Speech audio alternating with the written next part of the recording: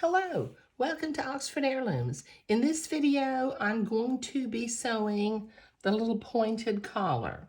Okay, all right, now what I have done preliminarily, let me move my pattern piece out of the way. With my blue fabric marking pen, on each of the 4 pieces, I put a little F for front so that I would stay organized and know what's the front and what's the back of the collar. Now the instructions say to stitch around the outside edge using a stitch length of 1.5 to 2.0, pivoting at the corners for pointed collars. Trim and clip the seams to 1/8 of an inch. Turn right side out and press. For view A, B, and C, repeat this on the other collar. Okay, now my normal stitch width, as I look at this, is a 2.2. So 1.5 to 2.0, I think what I'm going to do is I'm going to split the difference. That's 2.0, that's 1.5. I'm going to stitch with a stitch length of 1.8. Okay, so I've got my little collar pieces. Okay, I need to pin them together so that they don't crawl on top of one another.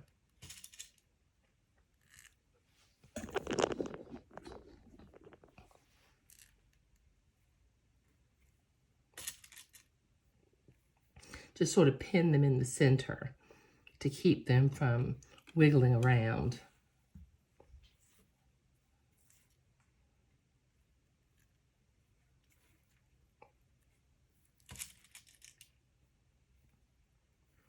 And since I'm putting my pins kind of out in the center of the collar, I may or may not take the pins out as I'm sewing them. It just depends on if they get in the way or not. Okay, so we've got a 1/4 inch seam allowance, and I'm using my 1/4 inch foot. So I'm going to, you're going to see me sew fairly slowly because I want the collars to end up being exactly the same sizes, and I did cut them out together so they are the same size and shape. I'm going to start at the center front. I'm going to go back and forth just a couple of stitches. Follow the edge of my presser foot, which is a 1/4 inch foot.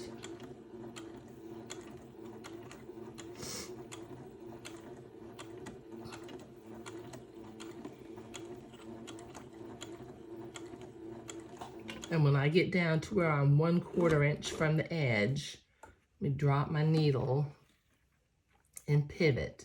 Now I'm going to sew fairly slowly and follow this little curved line around the edge.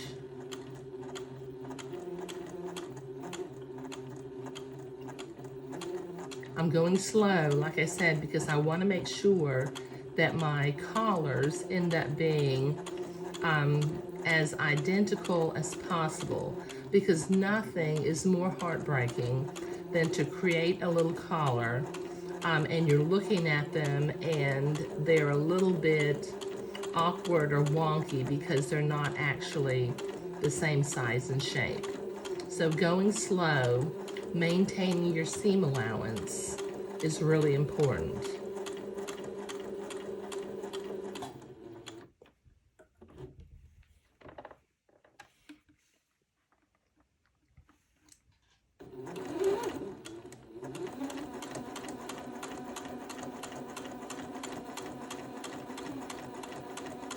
Okay, I've got one more corner to pivot.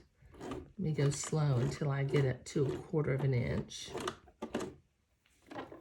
Pivot and come up the back edge. Let me take that pin out. I'm afraid it may be in my way.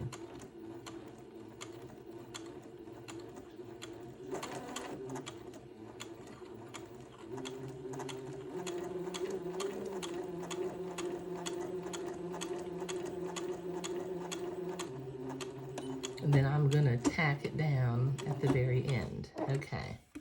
All right, that's one. Okay, and that did use a smaller stitch length than what I normally sew with. But it was recommended in the pattern instructions, so I went ahead and did that. Okay, now I'm not going to sew my other collar quite yet. What I'm going to do is I'm going to trim my corners, and then I will trim the collar to 1/8 of an inch. Just be careful to not cut the threads.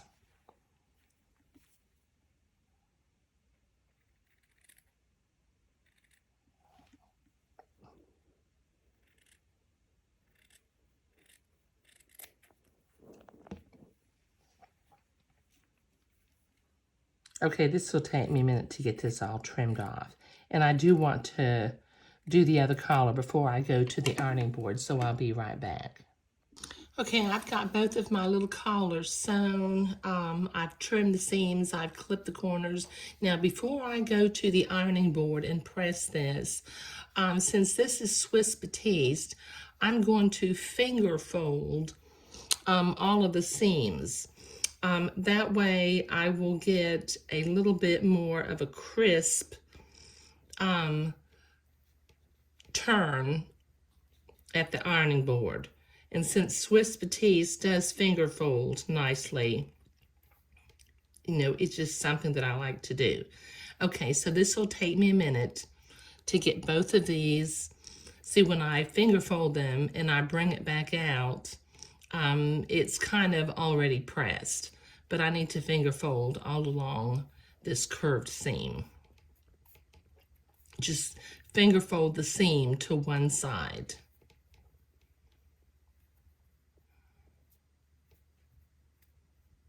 And that will help me when I go to the ironing board to keep this from not folding crisply. Okay.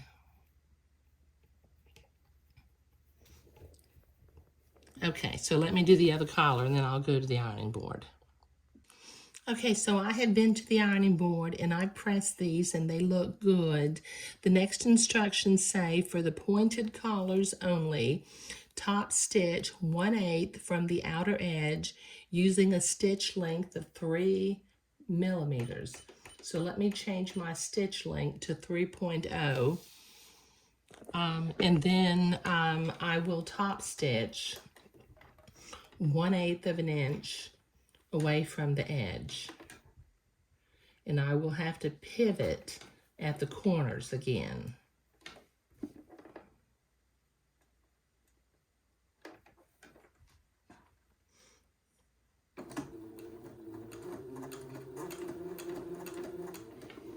Just go slow because this is a small seam allowance and you don't want it going all over the place. And they're rather large stitches, so you got to be careful when you get to the point where you need to pivot again.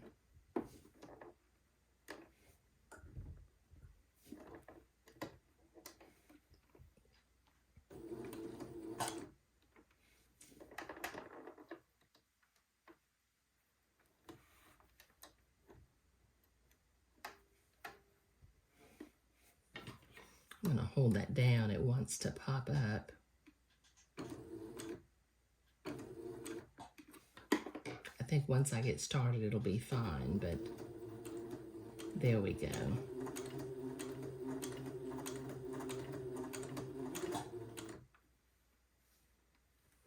And just follow the curve.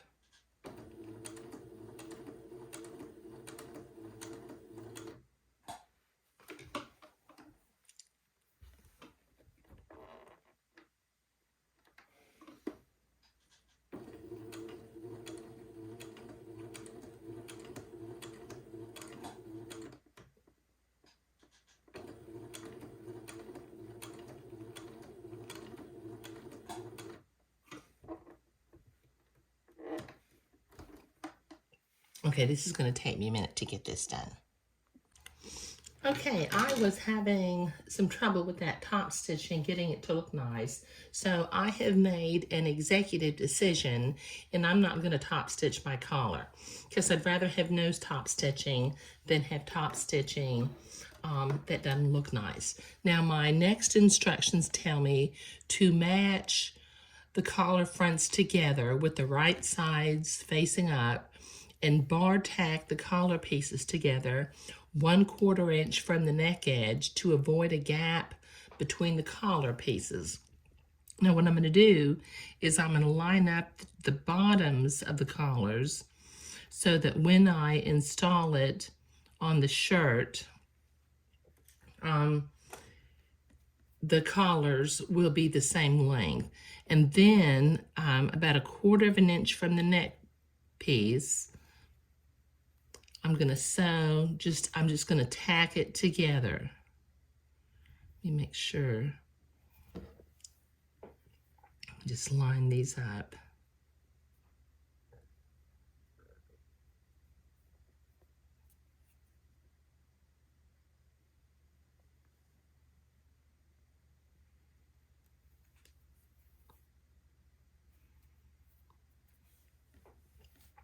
Okay, so you see what I've done here? I have lined them up at the bottom, and then I just put one little stitch up here to tack them together. Let me put a knot in here. If this knot shows, I can always take it out when I sew the collar in. Let me get my knot down here. Oh, I mean to take that knot out and try over again. Hold on just a minute. I'll do this off camera. Okay, so I've got that tacked into place at the center, and as I bring them together, they are the same length, which is what we want. Because like I said, you know, some things, like if the collars aren't sewn correctly, or if they're not the same shape and size, or if one is longer than the other, when you get the collar on the garment, it tends to look a little bit wonky. But sewing the collar was what I was doing today. I will say again that I chose to not top stitch on my collars because I was having some difficulty getting that to look nice. But the collars are completed, and we will continue to construct the rest of the shirt in the following videos. Thank you.